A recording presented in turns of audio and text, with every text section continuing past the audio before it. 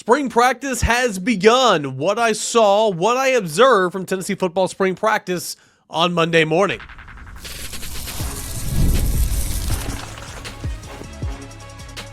You are Locked On Vols, your daily podcast on the Tennessee Volunteers.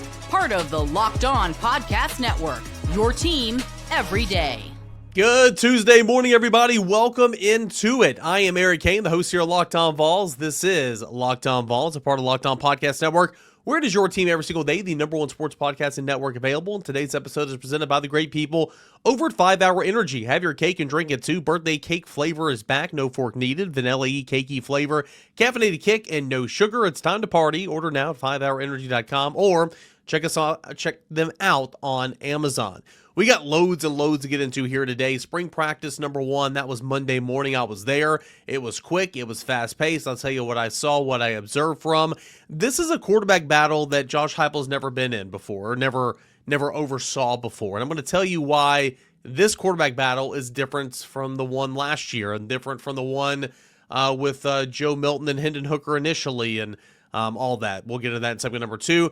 And then we'll answer some of your mailbag questions. All that and more right here on your Tuesday Locked On Vols. Don't forget, at the baseball squad show that's coming up this afternoon, about 3-4 o'clock or so.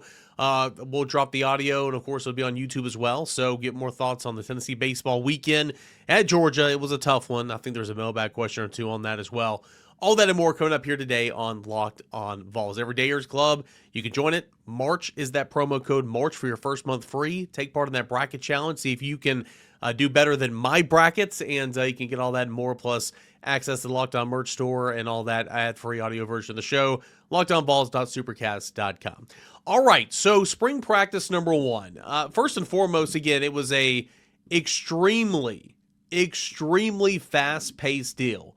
I made the joke a couple of different times. I think that might have been the shortest practice of the Josh Heupel era, with his press conference afterwards being the longest press conference he ever had. He talked for a while. It was very unlike Josh Heupel, who's so, I don't know, he just doesn't say a lot, and that's kind of by design, and that's just kind of who he is, and it's out of the season, so this, very well could be just him letting his guard down a little bit, but he talked for a while, but they were not out on the practice field for very long. It was day number one. That's by design. There's some rules and regulations and all that. It was just helmets, no shoulder pads, no thigh pads, none of that. They were in shorts, jersey, and helmets.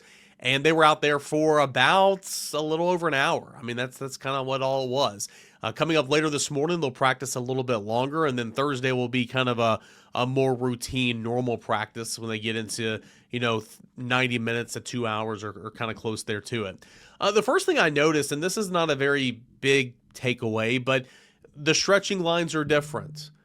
Mainly you've got, an offensive group and a defensive group that'll be on the same line, from one sideline to the next, and they'll kind of be stretching in that line, doing some calisthenics and stuff. And, 20 or 30 yards away, there'll be 2 more positions. And then 20 or 30 yards away, there'll be 2 more positions. There's about 4 or 5 different lines like that. And they were kind of mix and match. So, where it used to be the defensive backs and wide receivers, now it's the running backs and the linebackers. And it's the, safeties and, some other positions. That was just something I kind of picked up on early on. I'm like, oh, that's kind of different. Normally the wide receivers or the running backs are stretching over here. Now they're at the other end of the field. Okay. Well, you started practice, and of course it's a new defensive staff with Jim Knowles and all that. They don't start practice with turnover circuits. They have different drills that they rep an individual and all that. That was different. That was new. So those are subtle changes that, the average fan, of course, the average fan doesn't get to see practice, and we as media members only get to see a portion of practice, not very much. Practically hardly anything at all, to be honest, but it is better than nothing.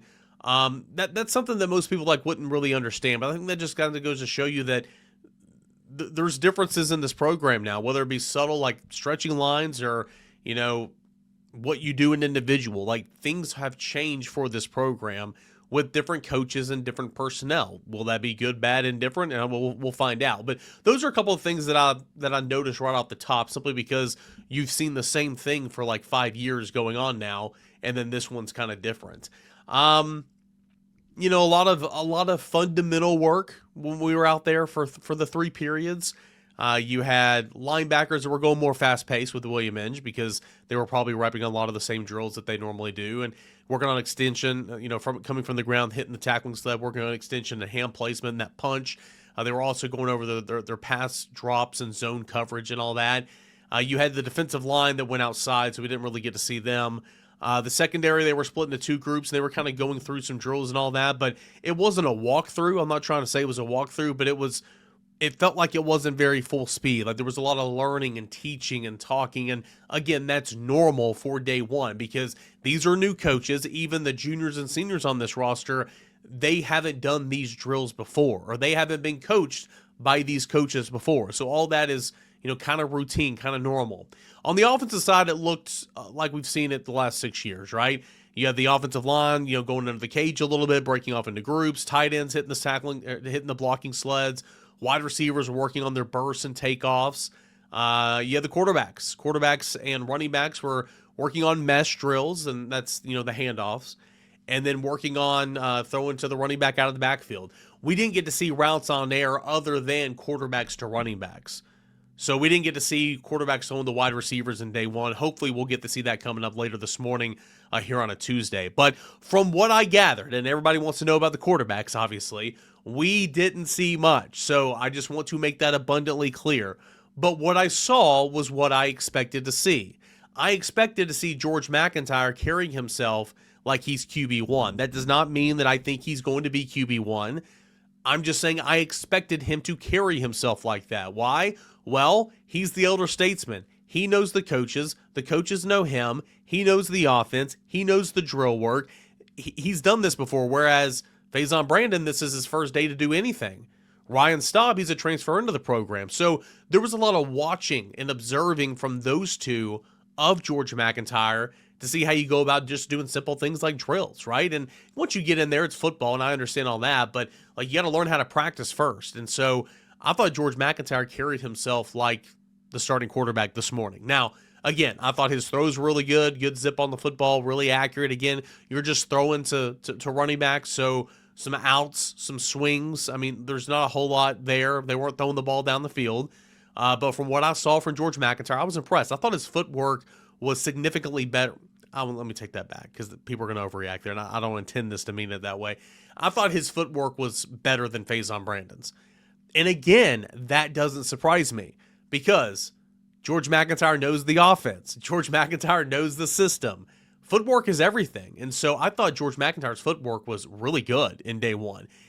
That's not shocking when you compare it to Faizon Brandon because this is his day one. Let's get to the Faizon Brandon. First and foremost, you look at him, he looks great. Okay? He looks every bit of 215, pushing 220 pounds.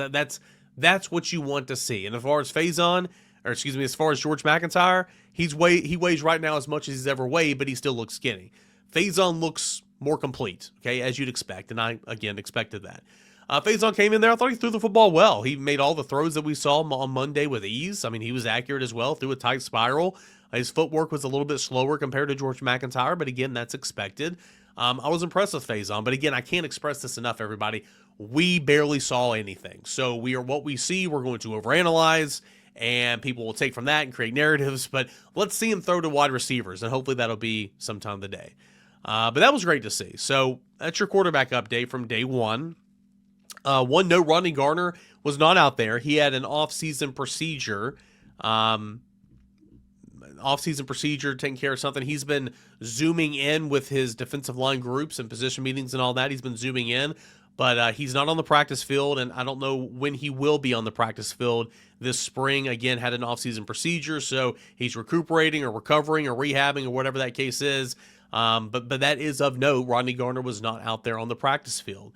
What other notes? A couple guys who were injured. Of course, we know Arion Carter's not practicing in spring as he's recovering from double turf toe. Wendell Moy is not practicing at the first of spring, but I was told that he should be working himself back in the fold as spring progresses. So that's starting offensive lineman Wendell Moy. Jordan Burns, a linebacker, is out for spring camp, I was told. So he was not out there. Once they start putting on the pads and everything, we'll be able to decipher kind of who's who and what's what a little bit better. That's really all I got from practice number one. Again, there wasn't a whole lot of takeaways. Another one, I guess, when we were walking off the field, the offensive linemen got together and they put out an offensive line right there to kind of do, I guess it might have been inside run or something. And that starting, I'm putting in quotation marks if you're listening to me, that starting line was left to right, David Sanders, Shane Umarov, Sam Pendleton, Jesse Perry, and transfer Ory Williams. So if Wendell Moy was there, maybe Perry's at tackle and Williams is second string, but I did think that was kind of noteworthy that day one, the LSU tackle transfer, Ory Williams, was with the first team at right tackle. So that could be a line that you see a lot of. Of course, Moy would be implemented in there somewhere, probably at left guard for Sham. But nonetheless, I thought that was noteworthy as well. So a couple of takeaways from spring practice number 1. Spring practice number 2 is coming up later this morning, and we'll tell you all about it on a Wednesday, Locked On Vols. Appreciate you guys. We will continue to work through spring practice and give you all the latest updates when they become available. When we come back, this is a quarterback competition like none other for Josh Heupel at Tennessee. I'll explain. I'll show my work. That's coming up next right here on your Tuesday Locked On Vols. What if sports were traded like markets? Now you can put your sports IQ to work in real time with Robinhood Prediction Markets. It's not you against the house. It's you participating in a live market. You can buy or sell your positions live all game long. Use your sports knowledge in the moments that matter. Robinhood Prediction Markets changes the game. It's people moving the action, so when the momentum shifts, you can move with it. I always knew the game, but I never had a dynamic way to apply that knowledge. Now I can actually take part live in a market powered by the people. You're no longer just a spectator. Play by play, you decide. Trade every play with Robinhood. Now available across the U.S. Download the Robinhood app now to begin. Futures and cleared swaps trading involves significant risk and is not appropriate for everybody. Events contracts are offered by Robinhood Derivatives, LLC, a registered future commission merchant and swap firm. Spring is the perfect time to refresh your space and make your home better for you. Whether it's updating a room, adding some outdoor furniture, or finally organizing that cluttered corner, it's a great chance to bring a fresh look into your home. And that's where Wayfair comes in. From furniture to decor to organization solutions and outdoor essentials, Wayfair makes it easy to find the pieces that match your style with your budget. What I like about shopping on Wayfair is the simple process. I can filter by style, size, and price so I can find exactly what works for my space.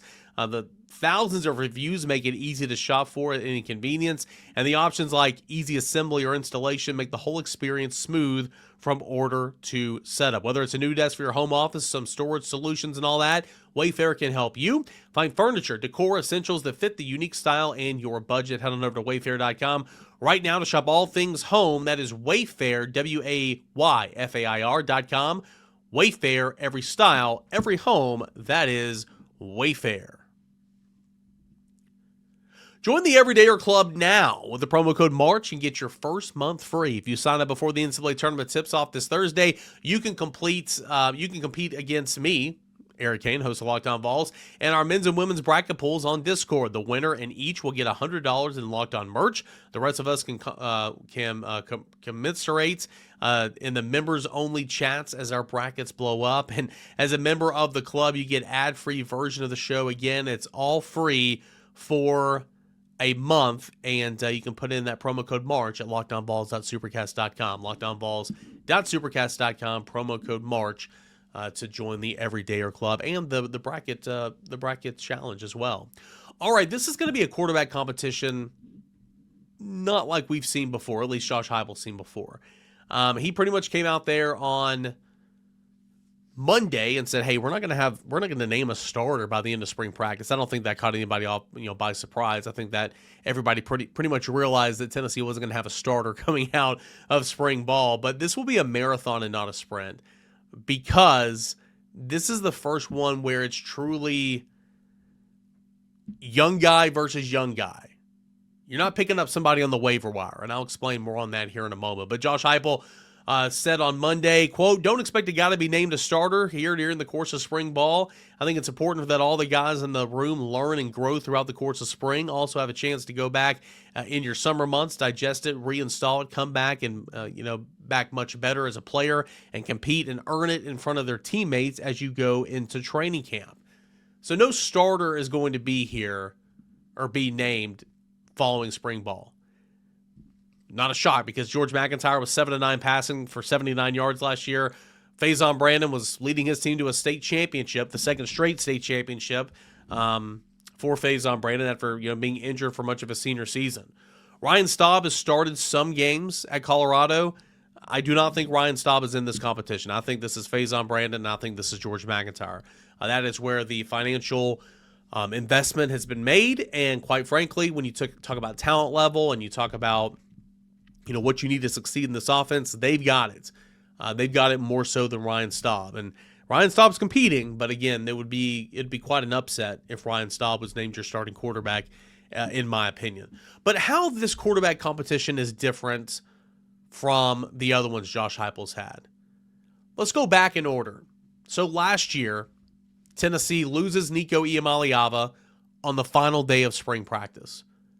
Tennessee goes out in the transfer portal, the spring window, and gets Joey Aguilar to transfer from UCLA to Tennessee. Pretty much a quarterback swap with Nico going West Coast to the Bruins.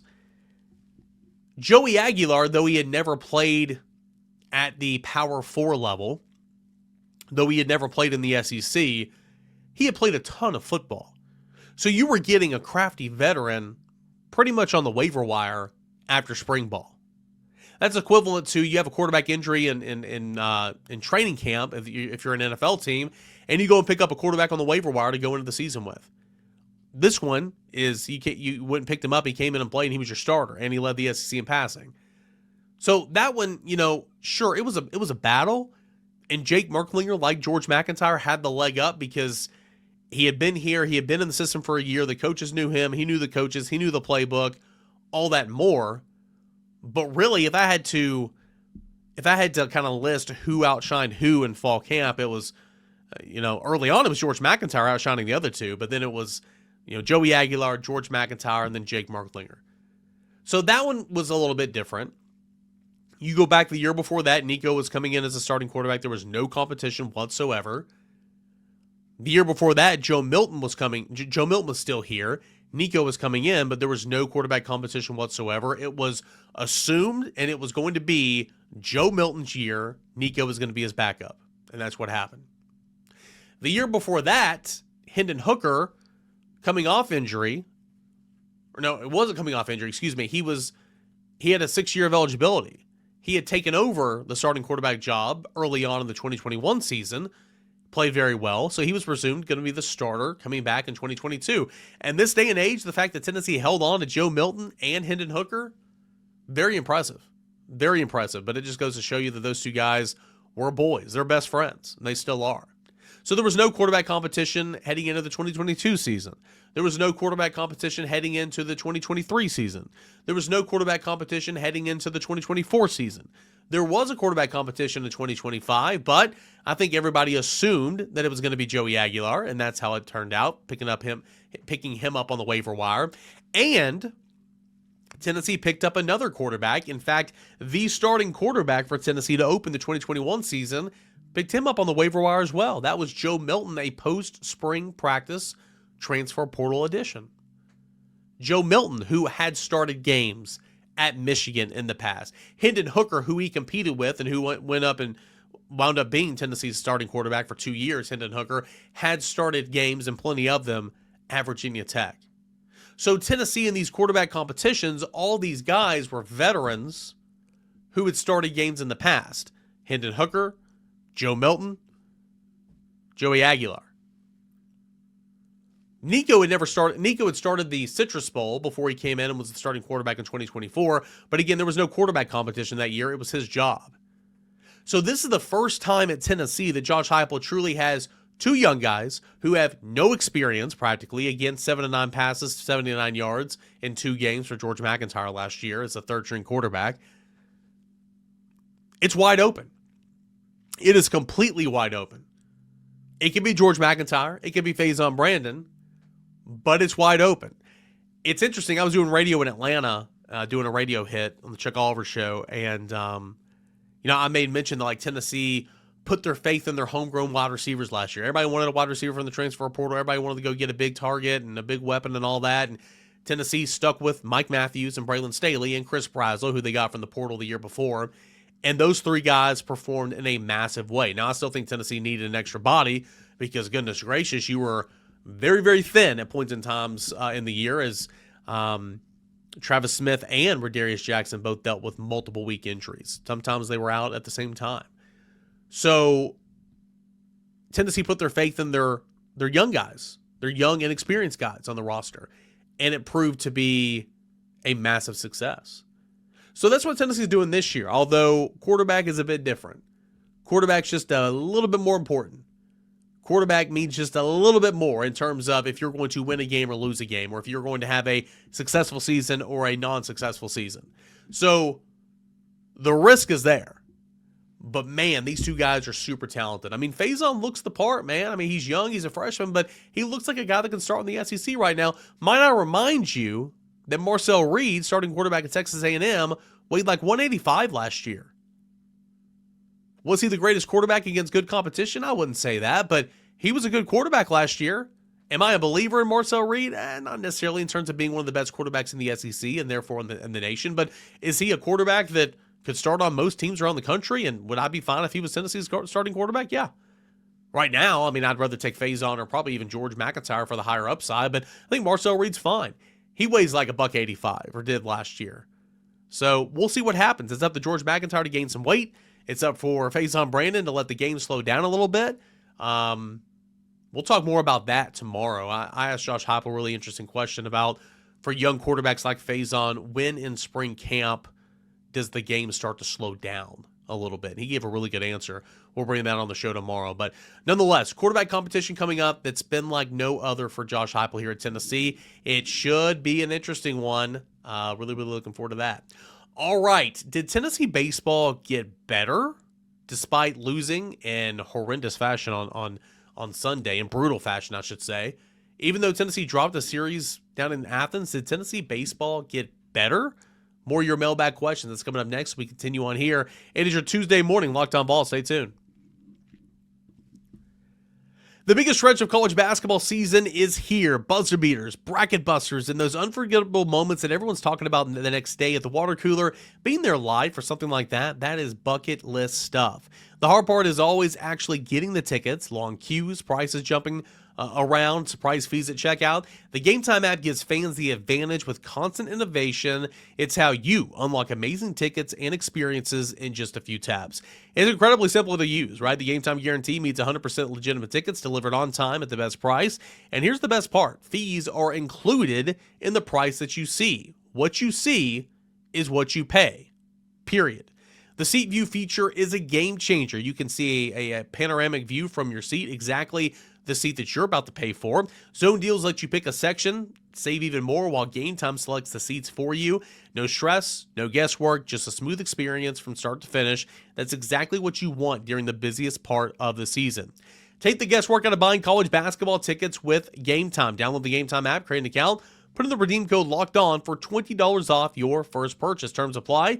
Again, create that account, redeem code Locked On for $20 off. Download the Game Time app today. Welcome to the 5-Hour Energy Flavor Draft. 18 flavors to choose from, including new options like Confetti Craze, Fruity Rainbow, Cotton Candy. There is truly something for everyone. The board is set. The flavors are ready. I've got the number one pick for the 5-Hour Energy Flavor Draft, and I'm going to look at the Fruity Rainbow. Bright blend of assorted fruity candy flavors, sweet layered fruit notes in every sip, playful miniature fruit tasting profile, smooth and easy to drink texture, nostalgic candy bag flavor impression, sweet colorful finish that lingers lightly. But that's the Fruity Rainbow. There's Confetti Craze, there's Cotton Candy, there's Cherry, there's Grape. All these that give you a boost with zero sugar. Zero sugar. Fantastic stuff. You can find your favorite 5-Hour Energy flavor at 5hourenergy.com, or you can shop on Amazon. That is 5hourenergy.com, or you can shop and find more on Amazon. All right, we got a final segment left. Just a couple minutes left here of this Tuesday morning Locked On Vols. Appreciate you guys for being here and making us a part of your morning routine, your first listen, your first watch. Each and every single day, we'll have the Baseball Squad show. So we'll have a host from around the Locked On podcast, or really the Locked On SEC, joining us to discuss what happened in baseball last weekend. But we're going to talk a little baseball right here. James, So I'm encouraged by the weekend, especially Sunday. Braden Krenzel, had a bad day, but I think higher of the team than I did a week ago. Does it seem to you that at this point, Elander's sticking with pitchers a bit too long? I wouldn't have let Blanco start the 6th. No need to let him face the heart of the order a third time. I wanted Frederick or Rudy in the game as soon as Krenzel got in trouble. The bullpen is really deep. Let's use it. But I know as a new coach, he's still feeling that out. So no panic, just an observation. Yeah, I agree with all of that. I was encouraged by this weekend. Now, saying that, the way you lost the series on Sunday was absolutely brutal. It was brutal. You led 5-0 after 3. You stranded 5 men on base, 5 men on base in innings 4 and 5. You could have been leading 10-0 early on. You really could have.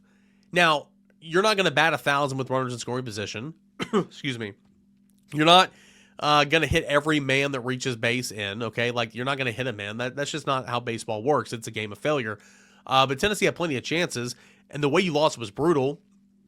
5-run 7th inning, an RBI single, and then another run comes in via an error, and then a 3-run home run to follow. I mean, that's brutal. Like, it was a brutal, demoralizing way to lose Sunday. You have a bad taste in your mouth. That one's going to hurt for a little bit. But, James, like you, I mean, overall, I look at Tennessee team and a team that couldn't hit worth a dang, scored 7 runs in 2 games. A team that's had issues fielding the baseball, had 1 error in 3 games. Pitching, was it great this weekend? No, but I don't know how good Georgia is. I don't know if Georgia's a top 10 team. I know that they really padded their stats against some non-conference foes, but I think that lineup is good. I think Daniel Jackson and Brennan Hudson and, all those guys, Cole, what's his name, and Bryce Callaway, those guys, Bryce Callaway hit the home run. I think all those guys are really good. Trey Phelps was, a thorn in the side of Tennessee all weekend long. I think that lineup is really good. And so was Tennessee's pitching all-star level this weekend? No. But did it give you a chance every single game to win? Yes. Tegan Kuhns gave you a chance. Landon Mack, I don't know what Elander was saying after the game about how he thought that was the best he's ever seen him in a Vol uniform. I disagree. Having your players back, no doubt. But, I mean, I thought Landon Mack battled. And Landon Mack absolutely gave Tennessee a chance to win. But the walks really piled up there towards the end. Evan Blanco was phenomenal his first time through. Really his second time through. But he was laboring in innings 4 and 5. So, I don't know why they brought him back out for the 6th. So, I agree with all that. I leave feeling encouraged, knowing that it could have been a really good weekend. It just ended up being an okay weekend, but I like you. I feel better about Tennessee's baseball team now than I did heading to Athens. Because to be completely frank, I thought Tennessee had a good chance of getting blown out, in a couple of those games, and that just wasn't the case. Also, a side note, excuse me, from James, Appenzeller is one of the 3 best pitchers. Arvidsson might be 2, but if anybody in the weekend rotation goes down, Appenzeller is there to stay, in my opinion. Yeah, I would agree. I would certainly put Appenzeller in the starting rotation before Brandon Arvidsson, and that's nothing against Arvidsson. I love that weapon out of the bullpen. I just do. I mean, he's flat out been elite for you in 2 of his appearances out of the bullpen, won you games. So that's kind of how I look at that. But I agree with you. I think Appenzeller, if you get a shot, he might not come out. A couple more here. We will go to Tyler. Who are the guys who have gained the most size? Excuse me, I've got a tickle in my throat. Let me take a drink of water real quick. Who are the guys who have gained the most size? What is Arion Carter's timeline? Who looks the part after the winter workouts? Again, we were barely out there for the first day. The first freshman that jumped out to me was Joel Wyatt. I thought he was huge. I mean, he towers over the other defensive backs. He was already a big recruit, don't get me wrong. A guy that, could potentially, like the last defensive staff wanted him to play Leo. So we'll see exactly kind of where he is, but he's playing safety right now. He looks big. I think David Sanders looked pretty big, put on some good weight, some good muscle, I guess I should say. Jaden Perlotti looked good. I didn't get an up close look and personal look at a lot of these guys just because I was worried about taking observations, shooting video and all that. And we were out there for hardly any time at all. So I'll continue to look and make notes of that. Arion Carter's timeline, I don't think he's going to be a factor in spring at all. I think he'll be ready to roll back in summer workouts. So, yeah, we'll continue to look at that. Kurt, do you think the Lady Vols actually earned/deserved their spot in the tournament, or do you think they were given a 10 seed strictly so that their streak of always making the tournament would continue? No, I think it's hard to say that they earned it because of how bad of a year and how bad of a finish it was. But if you look at the metrics, they were what 500 in SEC play? They were 500 in SEC play the year before. I think they were 500 in SEC play. Let me double check on that. But they were that the year before. Yeah, 8-8. Yeah, Tennessee was an 8-8 conference team the year before. You look at where Tennessee is in the net. 21st, 22nd. Look at some of the quad 1 wins they've had. I mean, yeah, they have the metrics to be a tournament team. It's hard to say. I mean, I guess they've earned it. Yeah, it's just they're limping. I mean, it's been rough. It's been a really bad month for Kim Caldwell's club. So, but to answer your question, no, I don't think that they were just given a spot to keep that streak alive. When you look at the metrics, that they've earned a spot in the dance. It's just I don't know if they're going to do anything with it. Last question goes to Tyler. With everyone focusing on the quarterback battle and the new defense, I hope that the game management or lack thereof does not get forgotten. Is there anyone on staff who Josh Heupel would trust to give play calling or game management decisions to? The latter being what I'd say he would concede. The latter being game time decisions. Yeah, I don't know, man. Like we've kind of talked about this. Like I'm sure there are people on staff that help him in that regard, but when you're so focused and so entrenched on what you're doing on the offensive end from one play to the next play to the next play, you miss out on stuff. You're ill-advised in your timeouts. You don't call timeouts. I just thought clock management last year was so bad. I thought game management points and times were so bad, man. Like I really did. And I don't think Josh Heupel will ever fully give up play calling. I think the closest he will ever was what he did in 2021 and 2022 with Alex Golesh. I think Alex Golesh called the plays, but Heupel was right there with him and had the headset on and was dialed in every play. I think Joey Halsey's doing a lot of that now, but I think Josh Heupel's still pretty hands-on in my opinion. So I don't think Josh Heupel is ever going to completely relinquish any type of play calling responsibility. And they always say it's a collaborative effort, which I agree it is, especially with the game plan part of it, but they're all on headset and they're all talking. So I agree it is, but I hope that there's some people that have surrounded him, have a direct line to him in the headset who's sitting in the booth or whatever, like, hey, man, figure out your play for the next play because if you don't get out of bounds here, you need to rush to the line. Or if you don't get out of bounds here, you need to spike the football. Remember, spiking's okay.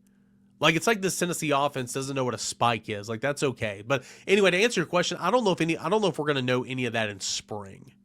Like, I don't know if we're going to have the answers to that in spring. Like, is this truly where Josh Heupel took a step? I think we'll know that midway through next year, a fourth of the way through next season. But I don't think we're going to find that out in the spring. But Tyler, you're exactly right, man. Like, I completely agree. Those steps have got to be taken for Josh Heupel because they were not good in 2025. All right, that is going to do it here for today's edition of Locked On Vols. Thank you so much for being here, making Locked On Vols your first listen, your first watch each every single day. We're part of Locked On Podcast Network, your team every single day, the #1 sports podcasting network available. And again, join the Everydayer Club, ad-free audio version of the show.